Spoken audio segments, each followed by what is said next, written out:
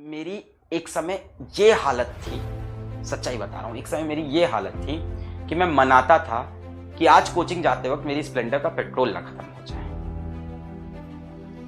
आज कोचिंग जाते वक्त जो मेरी स्प्लेंडर गाड़ी है उसका पेट्रोल ना खत्म हो जाए। और तुमको मैं वाकई सच्चाई बताऊं, ये बात 2014 या 2015 की होगी कि मेरी स्प्लेंडर थी भी नहीं।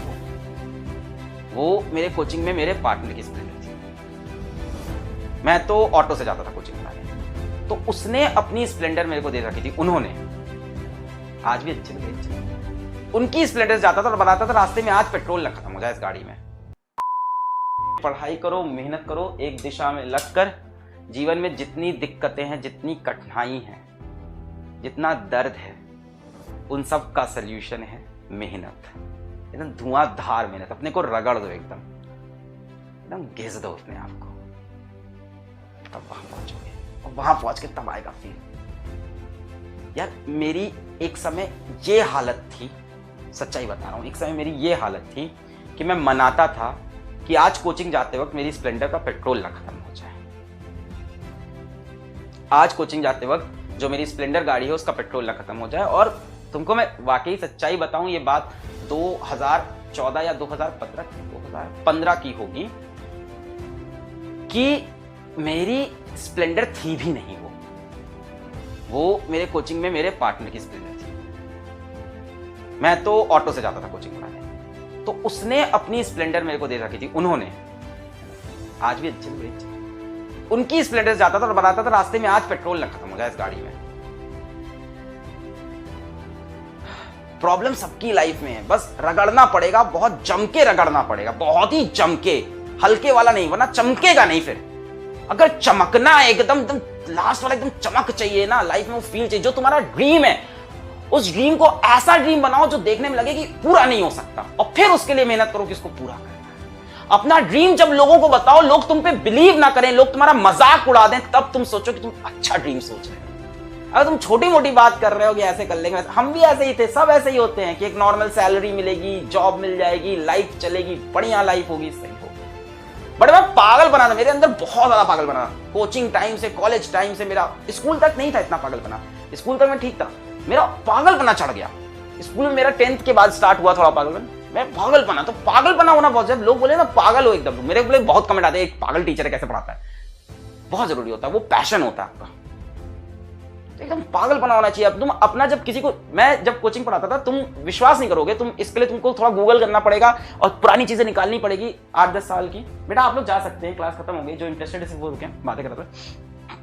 कुछ आपको एक इंस्पिरेशनल या मोटिवेशनल एक बात बता रहा था कि आप विश्वास नहीं करोगे कि जब मैंने कोचिंग पढ़ा रहा था, तो 2014-2015 की बात कर रहा हूं मैं, तब मैंने वहां पे नाम रखा था फिजिक्स वाला।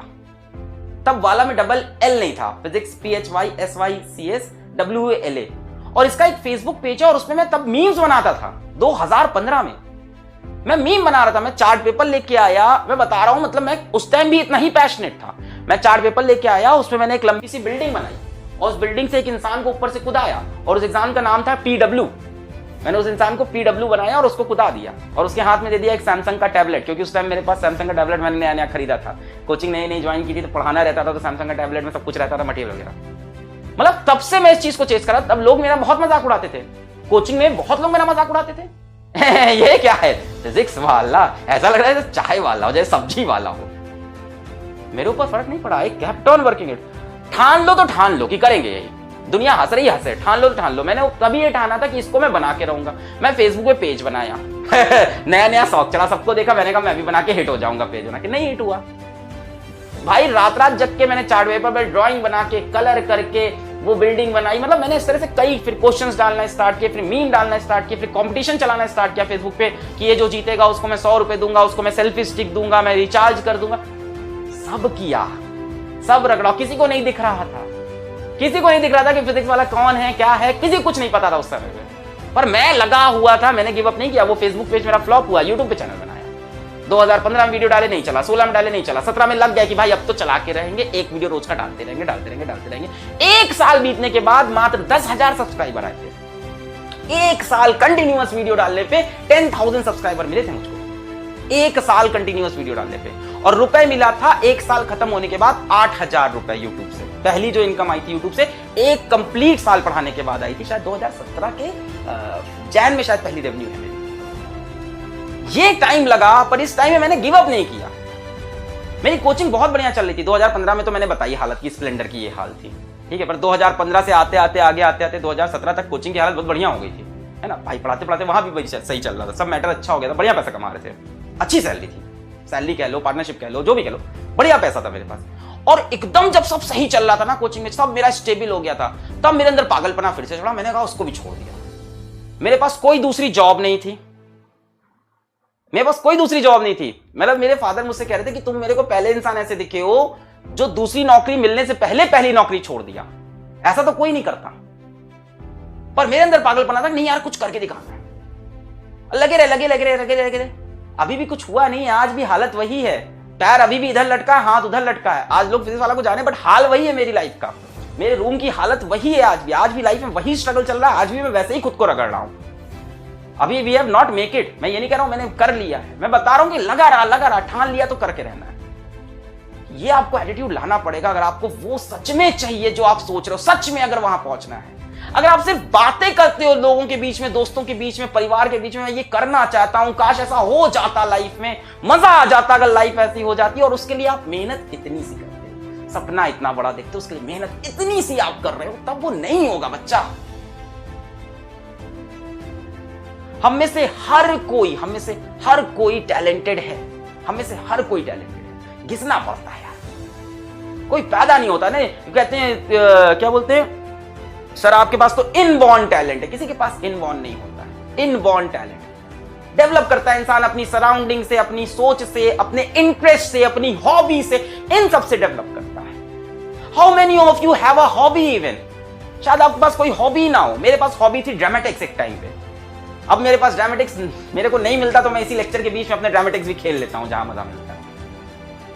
तो ये जो बोलते हो ना कि इनबॉर्न टैलेंट है, ये सब नहीं होता यार। इनबॉर्न कोई टैलेंटेड है, कोई गाता अच्छा, बेटा वो मेहनत करता है, रियाज करता है, 12-12 घंटे बैठ के वो रियाज कर रहा है, तब उसकी वो आवाज में वो निखार आता है। वो तो तेज है सर, मैं तो धीमा हूं। अरे कितना साल हुआ, अभी तो कितने साल का है? 18 साल का है। उसने मैक्स टू मैक्स से 10 साल ज्यादा पढ़ाई की होगी। तू यहां से लाइफ में 10 साल मेहनत कर ले, काम बन जाएगा। तू 10 साल उससे दुगनी मेहनत कर, तिगनी मेहनत कर, काम बन जाएगा। कोई आगे पीछे नहीं हुआ है, सबकी अपनी टाइमलाइन है, सबकी अपनी टाइमलाइन है। अपना फ्यूचर देखो, ये मत देखो वो कहां है। रिलेटिव वेलोसिटी है भाई साहब, सब रिलेटिव वेलोसिटी खेलो। बहुत तेज लग रहा है ना, तो अपनी स्पीड बढ़ाओगे। रिलेटिव वेलोसिटी से एक टाइम ऐसा आएगा जब डेल्टा एस को तुम 0 करोगे, उसके बाद डेल्टा एस तुम्हारा पॉजिटिव हो जाएगा। अभी डेल्टा एस नेगेटिव है ना, तुमको लग रहा है रेस में सबसे पीछे हो, बट उसके लिए बेटा तुमको एक्सेलरेटेड मोशन चाहिए होगा। अभी आप रिटार्डेड मोशन से चल रहे हो, वेलोसिटी नीचे गिरती जा रही है। यही सब कुछ बातें जो मेरे दिल में आती है। मैं आज भी वैसे ही पागलों की जैसी मेहनत कर रहा हूं लाइफ में। आज भी मेरी लाइफ में कोई चेंज नहीं आया। बीच में कभी कभी रेस्ट आता है, उसके बाद मेरी लाइफ फिर ऐसे ही हो जाती है। I love this kind of life of mine.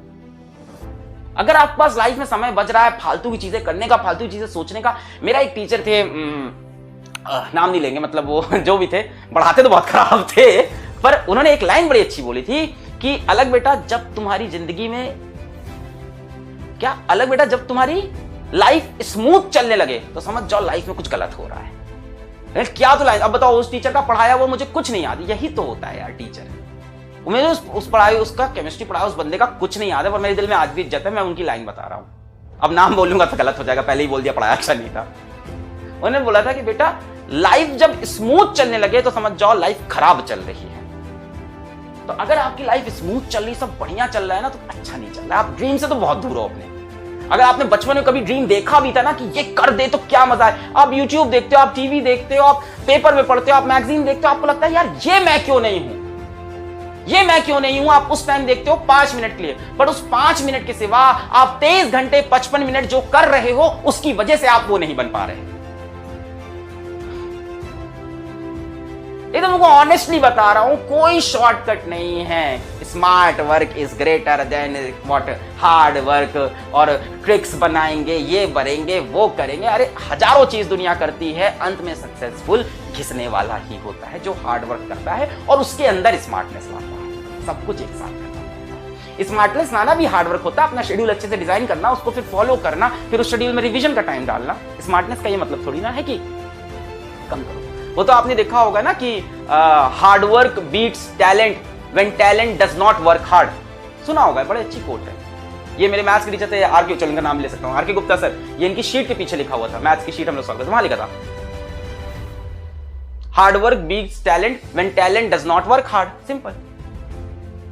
यही सब चीजें हैं बेटा, आपको अभी घिसना है, अभी कुछ करना। अब मैं ये नहीं कह रहा हूं कि पैसा ही कमा लो, एकदम एग्जैक्टली पैसे में नहीं है, मतलब अगर आपका कोई ड्रीम है और नहीं है तो लेके आओ, वरना लाइफ तो वैसे भी मीनिंगलेस है।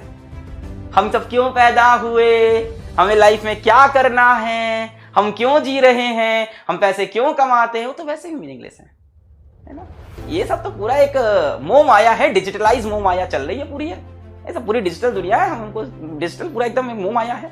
बट इसके अंदर हमारे मन में जो एक हमारा एक गोल होता है, उसको अचीव करने का जो एक पैशन होता है, उसी में तो